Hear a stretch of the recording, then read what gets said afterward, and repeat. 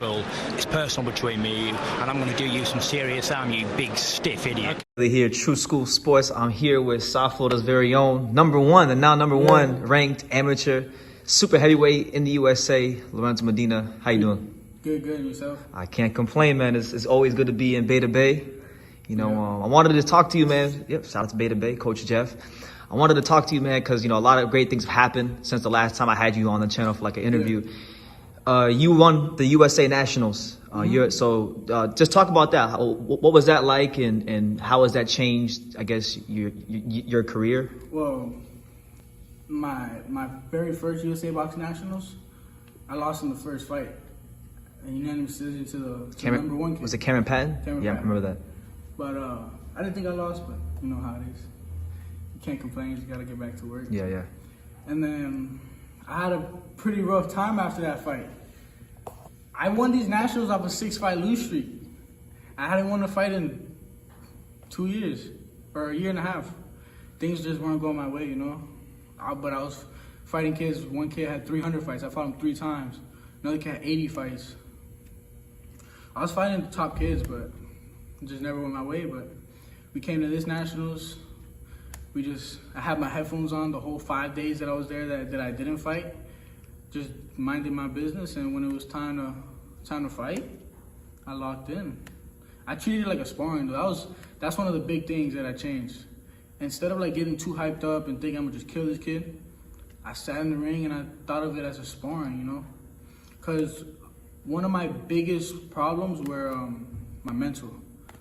I think I was mentally weak in a lot of fights, or I was overconfident. So I went in there, you know, respecting everybody, taking everyone as a threat. No matter how many fights they had, no matter what ranking they were. And it helped me a lot, because when I got in there, I looked at it as like, this kid's trying to take what's mine, and I worked too hard for that. I've been doing 3 days, sometimes 4 days, 5 a.m. to 12 o'clock at night. So it's all about mental for me. Yeah. I realized that mental is way more important than how much work you put in the gym. Yeah, boxing is a mental sport. Look at Tyson Fury. Tyson Fury, he couldn't do anything because of his mental. So, yeah. Yeah, and it's crazy because I saw you the other day, and you were talking about how committed you are to the sport of boxing. Like you were talking about, you said you pretty much live in Beta Bay gym. You're always in this gym, whether it's sparring, training other people, because you have the personal training that you do. How do you feel like, you know, you're developing as a fighter and a person? Because like the Lorenzo that I first met and the Lorenzo now is like two different people. It is. You know, I went through a little troubled phase as a kid, but now I think I'm growing into a young man, and I've realized that if I don't take it seriously now, then I can't make anything out of myself in this sport. Because miracles happen, but not often in this sport, you know? This sport is, you gotta outwork the other person, you gotta be mentally strong, more mentally strong than the other person, you know? So, for me, what changed before that old Lorenzo to this Lorenzo was confidence level. Same amount of confidence, but just respected the other opponent just a little bit more, and the work ethic a lot. You know, before I would work out and then I go eat something that I wasn't supposed to. Pizza, ice cream, and chicken. Yeah. Now I'm in fila, or how in English is like, I'm in line, and it's just the work ethic and the mentality is what changed for me. It seems like you've adopted like a world champion's mentality. You're not professional yet, but you're almost treating when I see you walk around, it's almost like you're walking around like you're already a world champion. Because I'm meant to be there, bro. Yeah. It's like when you go for a job interview, you don't dress for the job you get, and you dress for the job that you want, you know? Yeah. So I act how I want to be treated, and I act the way how I'm gonna act when I'm up there already, you know? I hang around Pete Dobson. He's gonna be world champion in a couple of years. Teofimo Lopez hits me up all the time, you know? So I'm around like these names in boxing, and they really helped me mature as a boxer and as a person as well, you know? Yeah, no, absolutely. For people who have never seen you fight, like I watch you spar. I've seen you spar. You know, guys that are like for example, we got the Luis Ortiz card this weekend. Carlos Negron's on the undercard. He's fighting Frank Sanchez. I seen you spar him, and you're sparring these guys 6'9", 6'7", 6'8". How do you feel like the sparring sessions you got with these guys are sharpening you up as a fighter? I won't even front, you know, like sometimes sparring sessions don't go my way, but I feel like after that one sparring session that didn't go my way, I never let it happen again, you know? Because I'm only like 6'1", 6'2", but yeah, I'm sparring guys that are like 6'9". You're like Christian Thun, I mean. He's 6'10", you know? But I feel more comfortable in there than a guy my height. It's easier for me. Yeah. Because the taller they are, the easier it is for me to work on the inside, you know? Like, look at James Toney versus Evander Holyfield, or you know, people say you can't use a shoulder roll because you're too short. You have to be taller than them or whatever. That's not true. Just gotta roll under them, you know. Yeah. Work the body. But yeah, like I feel great sparring those guys, and those guys help me in so many different ways. That's Brandon Moore, 11-0. He helps me a lot. Carlos Negron, Christian Thun. I forgot how to say his name. The Nigerian dude, Yeah. they call him the Secret. I don't know how to say his name. The Secret. Yeah, he has like a long last name. He's 19-2, an Olympian. 19-2, Nigerian Olympian. Yeah, so all these guys help me. No matter how the sparring goes, I always learn something from them, you know? Yeah. Either I could be beating up on something, I'm still learning something as I go. So. Yeah, and you mentioned James Toney. I know James Toney is like a big influence on you. Like I see it when you fight. I can even see how you carry yourself sometimes. Sometimes you have a little bit of James Toney in your personality. Yeah. What have you taken from James Toney, and how do you feel like he's influenced you to be who you are and who you're becoming as a fighter? Man, he just did it differently, bro. He came up from nothing. And even in a promotional standpoint, he came up from nothing. He wasn't signed to no big promotion. He didn't have no big amateur career. And James Toney just showed him what's up. Like, bro, James Toney didn't even run, bro. I know, he would just sit in the gym and just spar and hit the bag. Just spar and hit the bag. That's what I do. I run a little bit. That's where I get the majority of my cardio from. Bag work, sparring, jump rope, stuff like that. Like, and he did it in how many different weight classes? Middleweight, super middleweight, super middleweight, cruiserweight, light heavyweight, and heavyweight. Yeah. That's 5 divisions, I think. 4 or 5 divisions, yeah. So he was doing his thing, and he Like, beat top guys.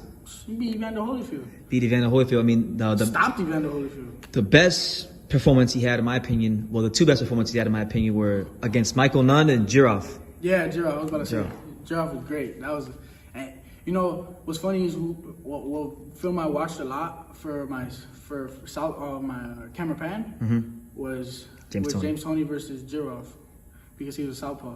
Yeah. And man, I just learned a lot from him. I was watching him last night. Yeah, what fight you watch? The sparring session. Yeah, the one with him and Danny Green. Danny Green and him, yeah. He learned. He knew how to beat guys mentally.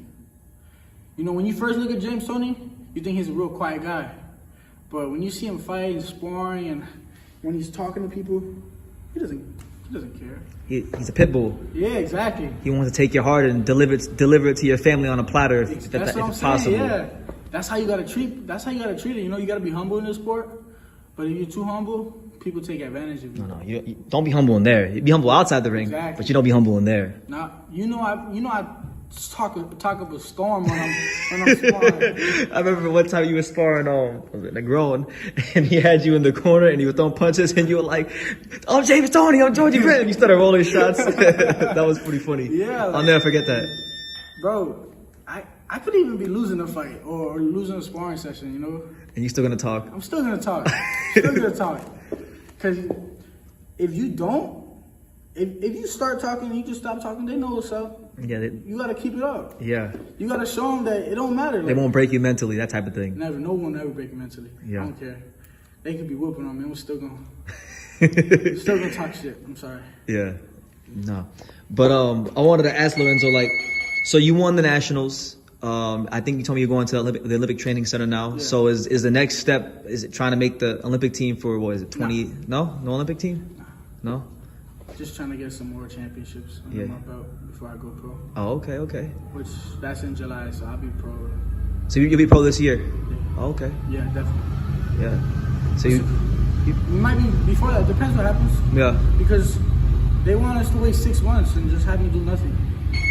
And you're not trying to do that. You're trying to. I'm trying to step it up already, bro. You know, and I trust my team behind me. Well, you got good people. You got what? Jeff, Kevin. Yep. So I'm ready. Yeah. No matter what happens, whether we go to the championship level in amateurs or we go pro. It is what it is. So like when people see you in the pros, like if let's say like let's say you had to talk to somebody about yourself as a fighter and they never seen you fight, what would you say about Lorenzo Medina to get them excited? Like how would you describe yourself like as a fighter? Like a similarity from other fighters, you say? No, just like well, yeah, you could say that too, but you could like what characteristics about yourself as a boxer do you feel like people will get excited about when they do see you in the pros? Man, I say like, see, a lot of people say I'm not, but like, I think I'm real explosive when I want to be. Mm-hmm. I watch David Tua. I got a lot of like, cause I roll punch and I come over with the hook from David Tua. Got the defense, like James Toney.